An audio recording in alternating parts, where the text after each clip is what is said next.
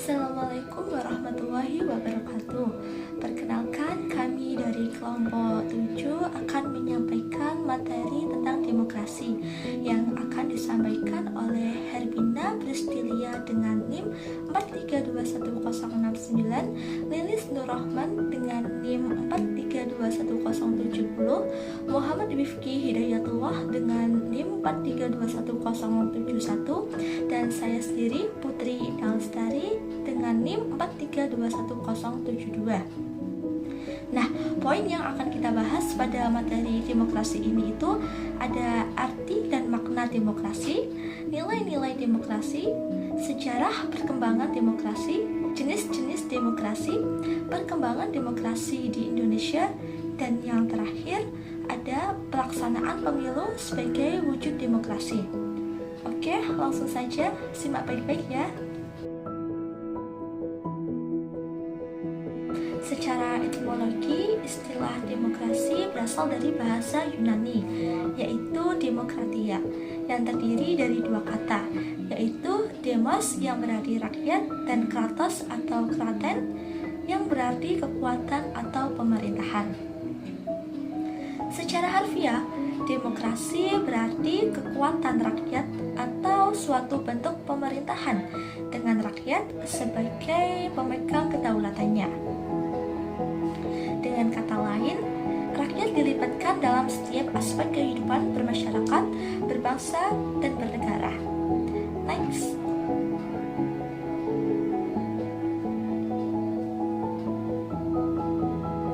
Demokrasi menurut para ahli. Yang pertama, menurut Abraham Lincoln, democracy is government of the people, by the people, and for the people. Artinya, demokrasi itu merupakan pemerintahan dari rakyat, oleh rakyat, dan untuk rakyat. Yang selanjutnya, menurut Aristoteles, demokrasi adalah suatu negara kebebasan. Kenapa? Karena melalui kebebasanlah setiap warga bisa saling berbagi kekuasaan di dalamnya. Dan yang terakhir ada menurut Muhammad Hatta.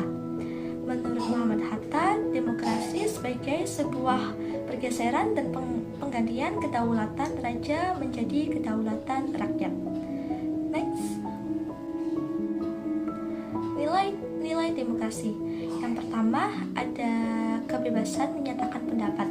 Itu merupakan hak bagi warga negara biasa yang wajib dijamin dengan undang-undang. Kebebasan ini diperlukan karena kebutuhan untuk menyatakan pendapat senantiasa muncul di setiap warga negara dalam era pemerintahan terbuka seperti saat ini. Yang kedua, ada kebebasan berkelompok. Berkelompok dalam suatu organisasi merupakan nilai dasar demokrasi yang diperlukan bagi setiap warga negara. Yang ketiga, ada kebebasan berpartisipasi. Kebebasan berpartisipasi ini merupakan gabungan dari kebebasan berpendapat dan kebebasan berpartisipasi. Kenapa? Karena pemberian suara dalam pemilihan umum, kontak atau hubungan dengan pejabat pemerintah, protes terhadap lembaga masyarakat atau pemerintah, dan terakhir ada mencalonkan diri dalam pemilihan jabatan publik. Selanjutnya, kesetaraan antar warga negara, yaitu kesetaraan diartikan sebagai adanya kesempatan yang sama bagi setiap warga. Lalu, kesetaraan gender, yaitu meniscayakan laki-laki dan perempuan sebagai makhluk sosial yang memiliki hak yang sama di depan hukum. Selanjutnya, yaitu kedaulatan rakyat. Di antara lain, rakyat berdaulat dalam menentukan pemerintahan. Rakyat memiliki kedaulatan dalam pemilihan yang berujung pada pembentukan pemerintahan. Pemerintah berasal dari rakyat dan bertanggung jawab kepada rakyat. Rasa ketergantungan pemerintah kepada rakyat kemudian melahirkan makna akuntabilitas. Yang selanjutnya ada rasa percaya atau trust, yaitu rasa saling percaya antar kelompok masyarakat merupakan nilai dasar yang diperlukan agar demokrasi dapat terbentuk. Bila yang ada adalah ketakutan, kecurigaan, kekhawatiran, dan permusuhan, hubungan antar kelompok masyarakat akan terganggu secara permanen. keseluruhan sistem sosial politik akan merugi. Konsekuensi dari kebutuhan akan rasa percaya ini adalah public trust. Pemerintah harus mampu menumbuhkan rasa percaya dirinya sendiri, sehingga tumbuh pula kepercayaan dari masyarakat luas terhadap pemerintah dalam menjalankan fungsinya dengan baik. Selanjutnya, kerjasama. Antara lain, kerjasama hanya mungkin terjadi jika setiap orang atau kelompok bersedia untuk mengorbankan sebagian dari apa yang diperoleh dari kerjasama tersebut. Demokrasi tidak hanya memerlukan hubungan kerjasama antar individu dan kelompok. Kompetisi, kompromi, dan kerjasama merupakan nilai-nilai yang mampu mendorong terwujudnya demokrasi.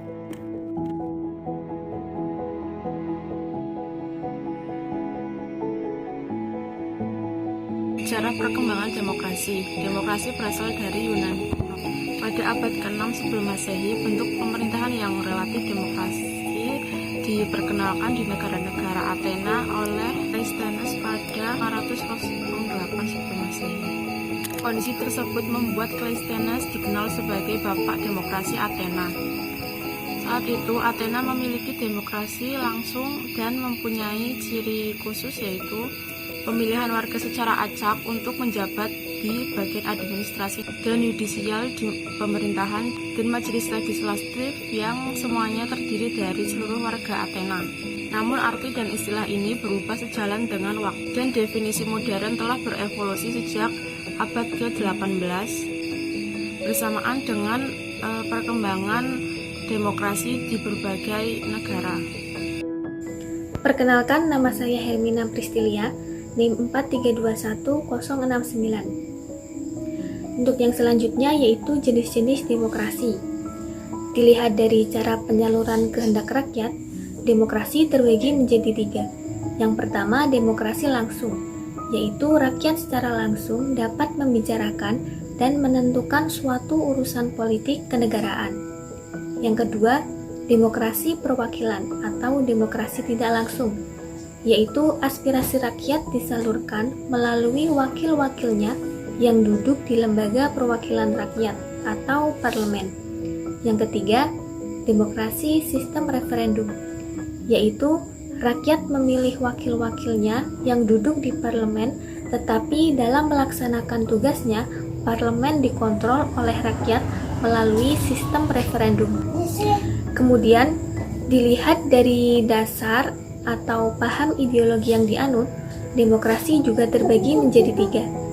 Yang pertama, demokrasi liberal, yaitu paham demokrasi dengan menitik beratkan pada ideologi liberalis yang cenderung pada kebebasan individu atau kebebasan perseorangan. Yang kedua, demokrasi rakyat atau komunis, yaitu demokrasi yang cenderung kepada kepentingan umum atau dalam hal negara ini, sehingga hak-hak politik rakyat dan kepentingan perseorangan kurang diperhatikan. Yang ketiga, yaitu demokrasi Pancasila. Demokrasi Pancasila merupakan ciri khusus dari bangsa Indonesia, yaitu paham demokrasi yang dijiwai dan diintegrasikan dengan nilai-nilai luhur budaya dan kepribadian bangsa Indonesia, yaitu Pancasila. Kemudian, dilihat dari perkembangan paham, demokrasi terbagi menjadi 2. Yang pertama, demokrasi klasik, yaitu paham demokrasi yang menitik beratkan pada pengertian politik kekuasaan atau politik pemerintahan negara.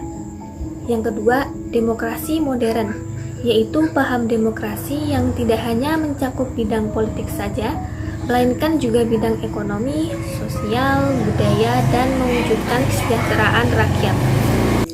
Kemudian, dilihat dari hubungan antara pemerintah dengan rakyat, demokrasi juga terbagi menjadi 5. Yang pertama, demokrasi liberal.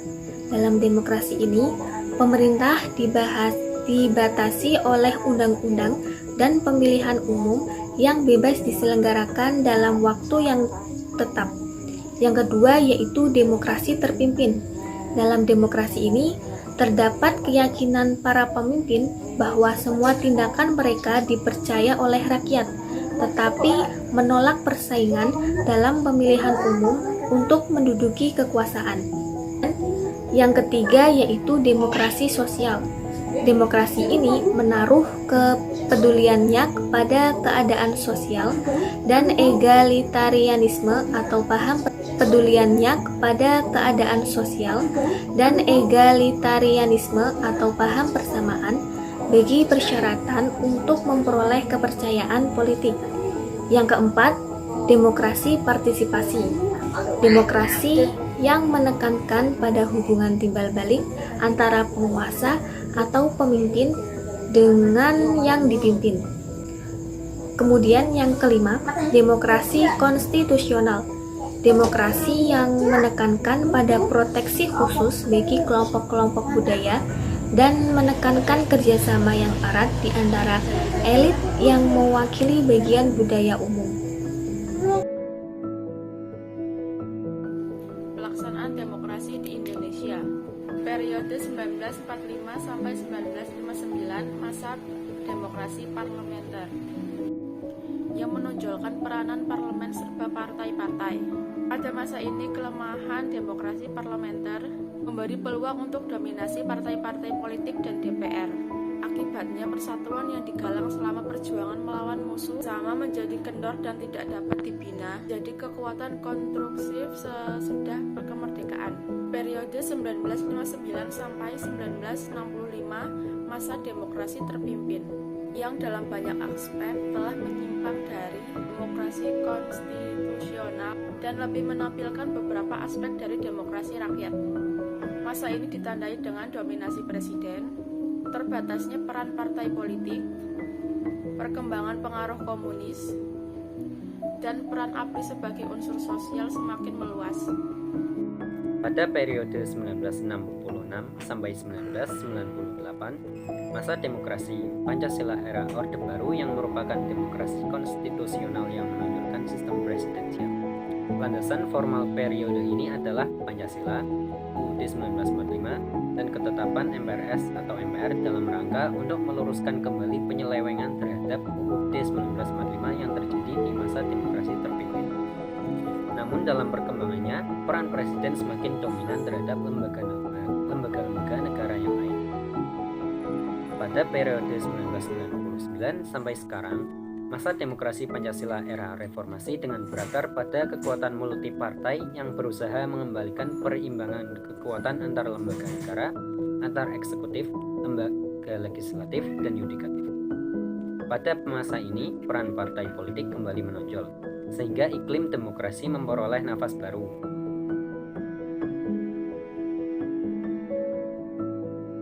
Pelaksanaan pemilu sebagai wujud demokrasi. Dalam negara demokrasi, pemilihan umum dilaksanakan secara teratur, di mana setiap warga negara yang sudah dewasa mempunyai hak untuk memilih dan dipilih, serta bebas menggunakan haknya tersebut sesuai dengan hati nuraninya. Mereka juga bebas menentukan partai atau calon mana yang akan didukung tanpa ada rasa intimidasi. Pemilih juga tetap bisa melakukan segala bentuk aktivitas atau kegiatan pemilihan, termasuk di dalamnya kegiatan kampanye dan pemungutan suara. Jadi kesimpulannya, demokrasi diartikan sebagai pemerintahan atau kekuasaan dari rakyat, oleh rakyat, dan untuk rakyat. Istilah demokrasi ini memberikan posisi penting bagi rakyat, sebab dengan demokrasi, hak-hak rakyat untuk menentukan sendiri jalannya organisasi negara dijamin. Penerapan demokrasi di berbagai negara di dunia memiliki ciri khas dan spesifikasi masing-masing, dan sehingga sangat dipengaruhi oleh ciri khas masyarakat. Sebagai rakyat dalam suatu negara, Indonesia sendiri menganut demokrasi Pancasila, di mana demokrasi itu dijiwai dan diintegrasikan oleh nilai-nilai luhur Pancasila, sehingga tidak dapat diselewengkan begitu saja. Implementasi demokrasi Pancasila terlihat pada pesta demokrasi yang diselenggarakan tiap 5 tahun sekali.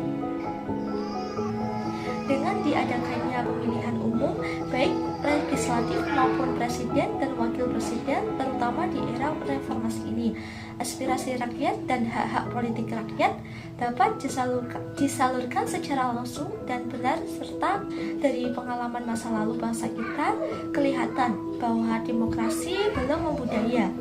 Kita kita memang telah menganut demokrasi dan bahkan telah dipraktekkan baik dalam keluarga, masyarakat maupun dalam kehidupan berbangsa dan bernegara.